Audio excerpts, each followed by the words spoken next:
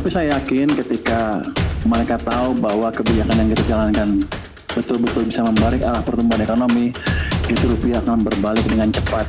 Apalagi dengan presentasi pers dengan konferensi pers yang sekarang. Selamat berjumpa lagi bersama saya, sahabat YouTube. Kali ini ada yang baru dari Menteri Keuangan kita, Purbaya Yudisadewa, yang mana kemarin dirilis oleh Detik Finance, yang mana Menteri Keuangan kita yaitu Bapak Purbaya membuat gebrakan terkait dengan akan disederhanakan nilai rupiah pada tahun 2027 buat YouTube. Rencana ini diawali dengan menyusun rencana undang-undang tentang perubahan harga rupiah atau redenominasi. Nah, mungkin ini bukan pertama kalinya Menteri Keuangan akan mengubah nilai rupiah, tapi sudah beberapa kali dilakukan tapi belum terlaksana.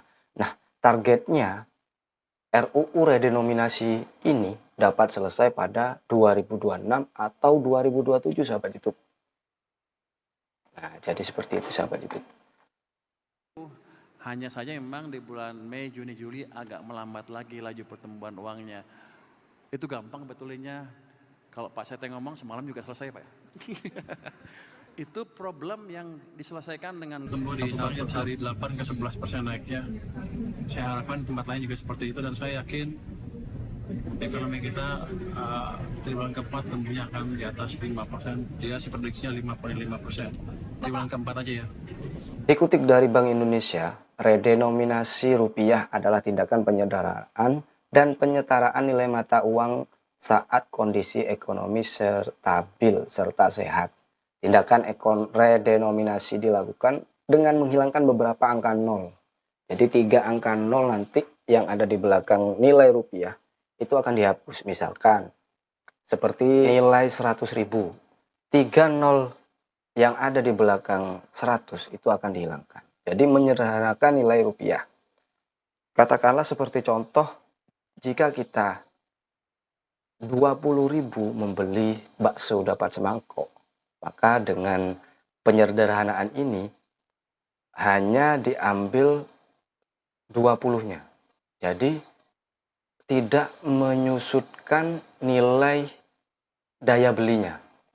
Jadi 20 rupiah bisa membeli 1 mangkok bakso yang awalnya 20.000 rupiah, itu dapat membeli 1 mangkok bakso. Jadi seperti itu, sahabat YouTube. Nah, gebrakan ini apakah menimbulkan banyak pro kontra? Ya pasti itu akan menimbulkan banyak pro kontra. Tapi dinilai dari segi dampak positif dan negatifnya, apakah nantinya dapat menjadikan nilai tukar rupiah dengan nilai mata uang asing itu dapat sejajar atau tidak? Misalkan 1 dolar US itu sama dengan 1 rupiah. Nah, ini misalkan seperti itu, sahabat YouTube. Jadi apakah nanti bisa untuk mensejajarkan nilai rupiah dengan mata uang asing dari beberapa negara? Jadi karena bukan hanya Indonesia yang akan melakukan, bahkan banyak negara-negara lain yang sudah melakukan, tapi banyak juga negara lain yang melakukan redenominasi ini. Dampaknya semakin membuat anjlok nilai mata uang yang ada di negara tersebut. Jadi itu, sahabat YouTube.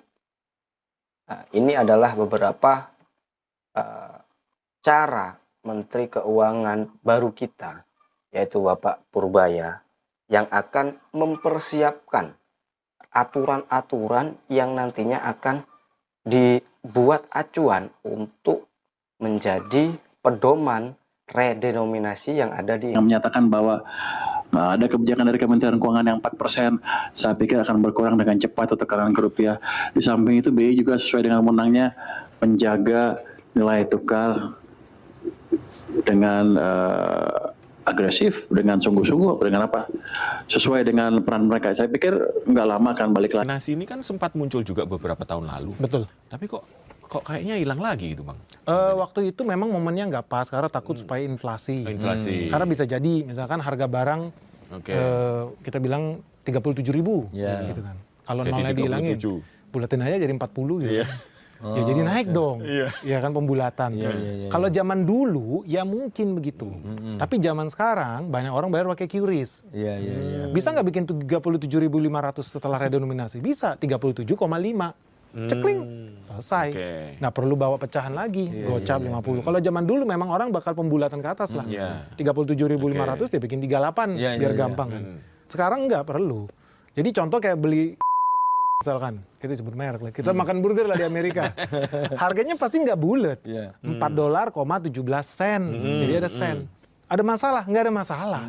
Kita pun bisa bikin yang sama gitu loh. Harga barang misalkan tadi 37.500 jadi 37,5, bayar. Selesai. Jadi itu betul-betul ada yang bilang bakal terjadi inflasi atau enggak, menurut saya enggak. Malah keuntungan kita adalah orang jadi makin susah korupsi.